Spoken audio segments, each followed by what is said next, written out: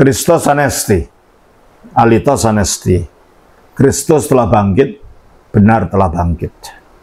Selamat bertemu kembali saudara dengan saya, Episkop Daniel dari Nikopolis. Kita akan melanjutkan acara kita, yaitu menjawab pertanyaan-pertanyaan yang saudara sudah kirim kepada saya. Tetapi sebelumnya, bagi saudara yang pertama kali bertemu dengan YouTube ini, jangan lupa untuk subscribe. Atau saudara yang sudah pernah melihat YouTube atau sering baru melihat YouTube tapi belum sempat untuk subscribe, tolong untuk subscribe hari ini. Dan juga jangan lupa untuk klik itu like-nya, serta untuk share ini kepada teman-teman saudara sebanyak mungkin, supaya program ini makin berkembang.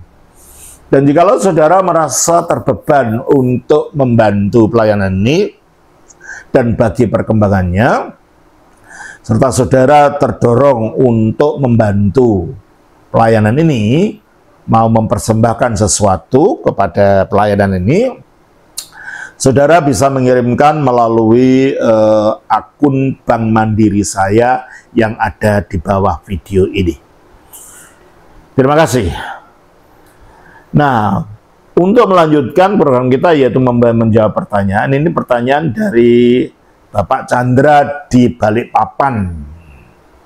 Pertanyaannya, mohon bertanya, kalau dikatakan Yesus itu nama kemanusiaan Sang Firman yang inkarnasi, salah atau benar? Lalu kalau dikatakan Yesus itu pencipta dan ada sejak kekal, benar tidak? Terima kasih. Pak Chandra, memang Yesus itu adalah namanya manusia.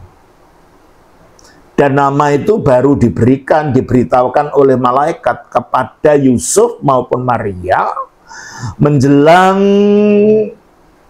Maria mau melahirkan. Coba kita baca di dalam Matius pasal 1 ayat 20 dan 21.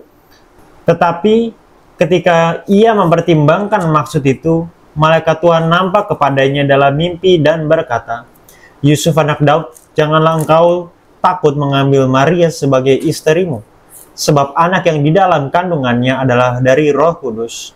Ia akan melahirkan anak laki-laki dan engkau akan menamakan dia Yesus, karena dialah yang akan menyelamatkan umatnya dari dosa mereka. Ya, terima kasih. Jadi nama Yesus itu diberikan oleh malaikat, diberitahukan kepada Yusuf menjelang Maria mau melahirkan anak tunggalnya itu, Yesus. Lalu kita baca juga Lukas 1 ayat 30 dan 31. 30-31. Kata malaikat itu kepadanya, jangan takut hai Maria, sebab engkau beroleh kasih karunia di hadapan Allah. Sesungguhnya engkau akan mengandung dan akan melahirkan seorang anak laki-laki, dan hendaklah engkau menamai dia Yesus. Ya, jadi itu memang nama manusia, karena tidak ada sebelum Yesus lahir itu namanya Allah disebut Yesus, itu tidak ada. Dan orang Yahudi tidak akan mungkin menyebut nama Allah itu Yesus. Sebab itu nama kemanusiaan dari Sang Firman ketika dia menjadi manusia. Lalu pertanyaan kedua, lalu kalau dikatakan Yesus itu pencipta dan ada sejak kekal, benar tidak?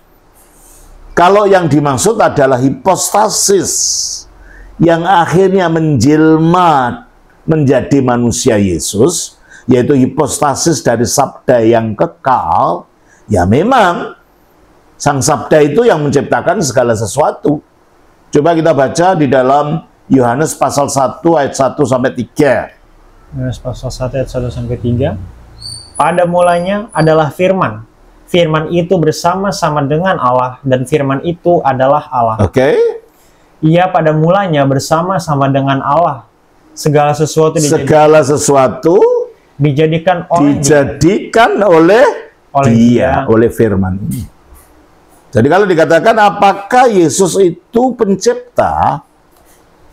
Iya, tapi bukan dalam bentuk manusianya, bukan dalam wujud manusia yang bernama Yesus, tapi dalam wujud aslinya sebelum jadi manusia, yaitu sebagai firman-Nya Allah, karena firman Allah itu, Allah menciptakan segala sesuatu melalui firman itu, Dan firman inilah yang disebut anak Allah, karena dia dikandung dalam Allah sejak kekal, lalu keluar dari Allah. Sehingga yang dikandung lalu dikeluarkan itu gambarannya seperti dilahirkan, diperanakkan. Itulah sebabnya dia disebut anak Allah.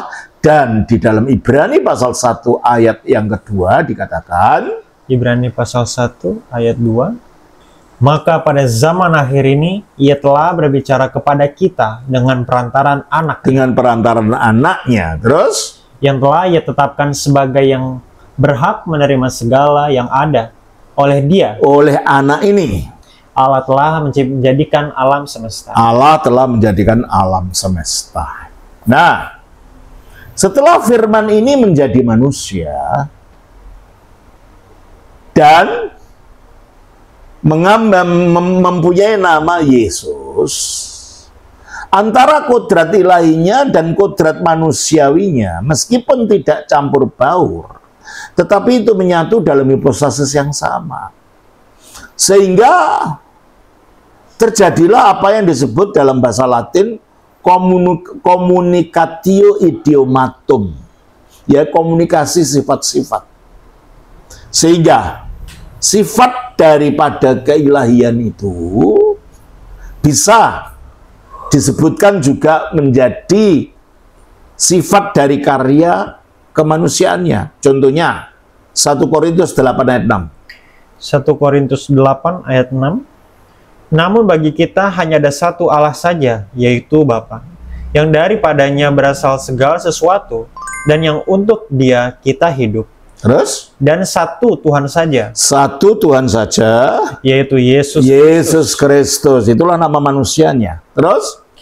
Yang olehnya segala sesuatu telah dijadikan. Yang olehnya segala sesuatu diciptakan.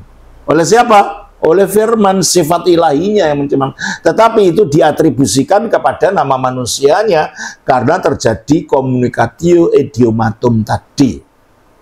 Komunikasi sifat-sifat, komunikasi atribut-atribut itu. Karena apa? Yang ilahi dan yang manusiawi telah menyatu di dalam satu pribadi yang tidak dapat dipisahkan. Ya, sehingga meskipun yang menciptakan itu bukan wujud manusia Yesus, yang menciptakan itu adalah keadaan, adalah hipostasisnya yang kekal, tetapi karena hipostasis itu yang mengambil kemanusiaan Yesus, maka penciptaan itu diatribusikan kepada nama Yesus ini. Ya, saya kira itu yang dapat saya jawab. Kiranya Tuhan memberkati. Shalom. Atas nama Bapa, Putra, dan Roh Kudus. Amin.